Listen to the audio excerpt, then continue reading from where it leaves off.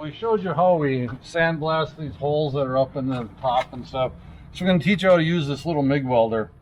Relatively inexpensive. They're under $500-600. They're reasonable. So this is a Hobart. Nice little welder, handler 140.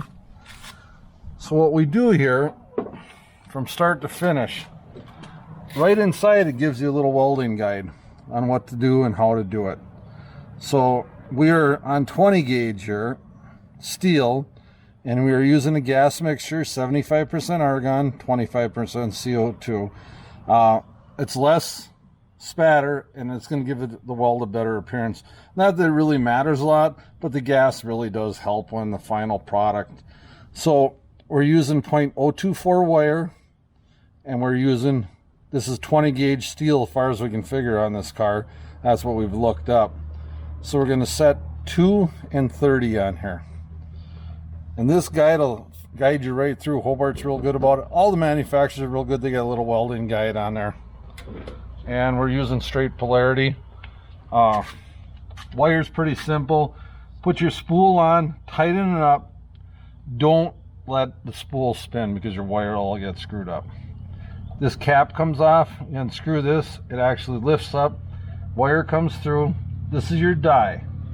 Your die is going to tell your wire size on it. And here we're using 2.4, so as you can see it's inside, and that's where your wire runs. Just hold the gun and squeeze it, you know, don't run your gas or anything yet, and it'll feed your wire through. So when it comes out of the tip. And how a welder actually works is this outside ring here, this is where your gas comes out on the outside. This is your hot lead. So it's basically just like any other kind of wire. It's wiring your house. It's got a positive and negative. This wire, when we light it up, this becomes positive. Your ground is your negative. So when we're placing this ground, we want to get this ground as close to your weld as you can. If you look up here, you can see this is where our welds are going to go. We're going to fill in these 2 little holes. So we got that ground right next to the holes. Going back to this, 2 and 30. This is your volts. It goes on number 2. Wire speed, 30. Oh, I'm sorry, backwards. Oh, that's right. So 2 and 30. That's what we want. We're going to turn on our gas. The gas doesn't actually flow until you hit the switch. And we're going to light it up, and we're going to fill in those holes. These things are great for doing a little bit of work. Of course it creates heat, so just tack it little by little. Don't sit there and try to weld it and make the weld beautiful and stuff. We're just filling in the hole. We're going to grind it anyway. We just want a good strong weld when we're done, and actually all we're doing is filling those holes so we can grind them so the water doesn't sit in them, doesn't weep into the doorways and stuff. So it's kind of like welding 101. A million different ways you can weld. You can braze, mild steel. That's going to get this way too hot. That's the great thing about the TIG. You hit it, let it cool off, hit it, let it cool off. It doesn't warp your metal. I mean, if you stay on it, you're going to warp it. But that's kind of today what we're going to do is we're going to fill in these holes. We got 4 on this side and 4 on the other side. So let's get started. And your gas pressure, we want running about 30 on this. If you want to bring it around, Hunt, we'll show them in the gauges here. So this gauge tells you how much you have in the tank. This gauge shows you your how much gas is actually going out. So we're going to engage this and watch this needle move. It's right at 30. That's the amount of gas we want going. That's going to be pretty much steady on any kind of weld we're doing. The thing we want to show you here, it's real important. We showed you that die in there, and it's set for 024 wire. This is a newer Hobart. This is just your shielder. Like I said, the gas comes around the outside of it. This is the one thing you got to change. This tip. This tip is set up for 024 wire. 023, I'm sorry. So it's set up right. The hole's the right hole, so you get a good glide distance. There's a lot of different tips. You can go all the way up to 0.035 with this welder. So we keep tips for everything depending on how heavy a metal you're welding. So I'm going to put this back on. I just want to show you that. And sometimes the welders, they usually come with like 0.035 in them. You got to go to a little smaller tip on this. The older ones, they screw on. This one here, just like a pressure fit, just snaps on. Your wire wants to be maybe 1/8 of an inch out. That's about the max you want out there. You'll learn it. Every welder's a little different. They set these things up pretty good, but sometimes they're a little finicky, so you might have to mess with this tip a little bit. It should be 1/4 inch, 1/8 inch sticking out. I like mine sticking out there. That's probably close to 1/4. That's where I like to run mine. So we're going to get up here. We're going to put a helmet on.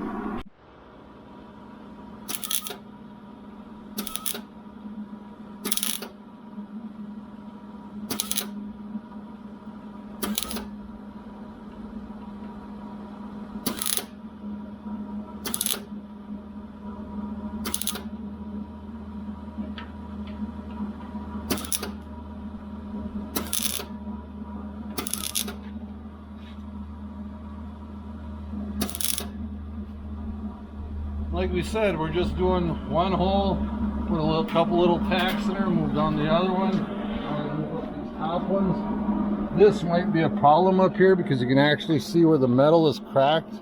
You hold the camera up here, you can see where the metal actually cracked. So we're going to see if we can touch that in there. It might be too rusty and it might just blow holes in there.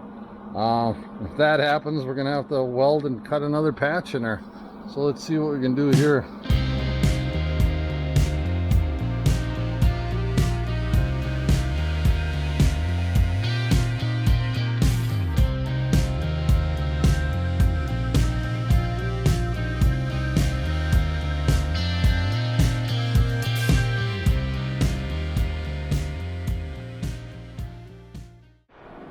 Helmet don't want to stay up. Yeah, tighten it. This helmet's kind of like a few of my friends they have. It works when it wants to. It's back to life. So again, we snapped it off. I'm going to hit it a little bit. Just want that little bit sticking out.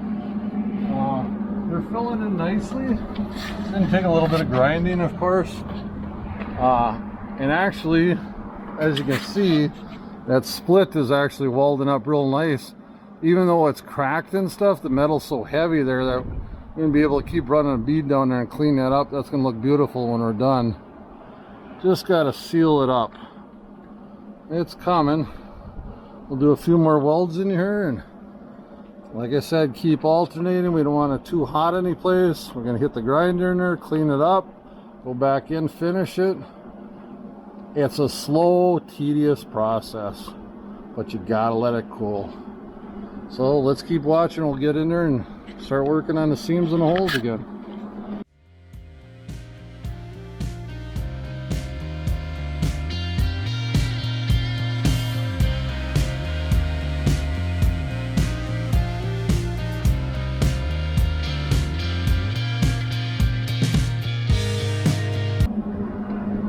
Okay, we're gonna let that cool. We're gonna grind it. I think they look pretty good. We'll have to look at the back side, because this is actually a double metal piece here. This roof rolls in, it goes in this rain gutter, so we're gonna have to hit it from the back side too. But we want to get it to seal up good. And this hole from the back side is actually gonna be a little easier to get at. So maybe we'll work on that a little bit.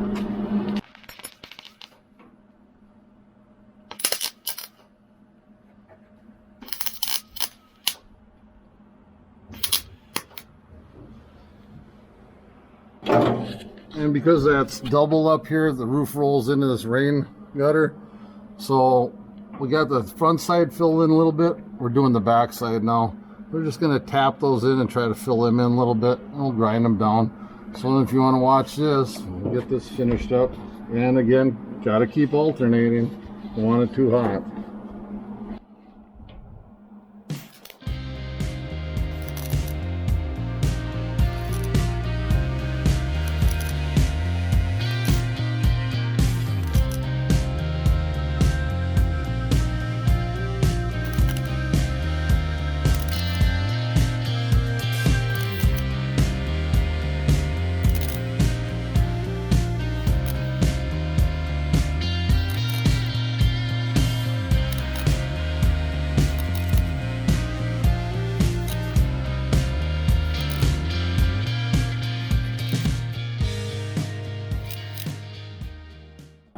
Okay. Get those filled in on the top, filled in on the back. I can see a little bit of an air gap there. We're going to hit that hole a little bit, and then we're going to let it cool.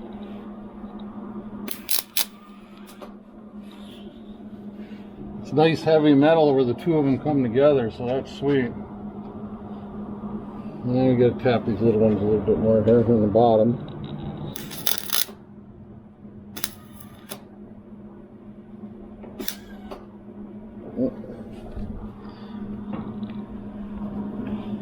Sometimes we're not getting perfect contact there because there's a little bit of paint and overspray in there and some primer. We should have cleaned them a little bit better. Cleaning the metal is a huge thing. The problem is with these older vans, there's some of the metal's so weak in spots that we hit it with a grinder to clean it up, and then the metal gets so thin we're blowing holes through it. So we're trying to just wire brush and clean them beforehand and work that way. This one's coming real good. We got a little bit more here, and then we're going to grind them and we'll show you what they look like.